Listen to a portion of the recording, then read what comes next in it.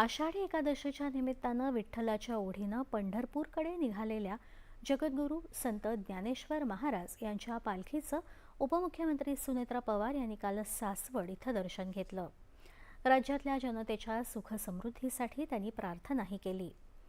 भक्ती, समता आणि प्रेमाचा संदेश देणाऱ्या वारीच्या पवित्र परंपरेचा आत्मीयतेनं अनुभव घेणं हा एक अविस्मरणीय सोहळा आहे, अशा भावना त्यांनी यावेळी व्यक्त केल्या।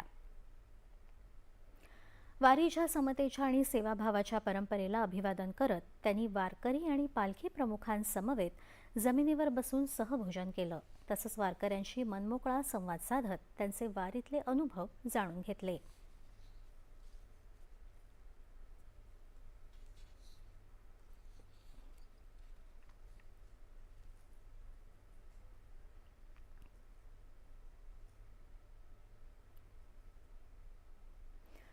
राष्ट्रवादी शरदचंद्र पवार पक्षाच्या नेत्या खासदार सुप्रिया सुळे यांनीही माऊलींच्या पादुकांचं दर्शन घेतलं।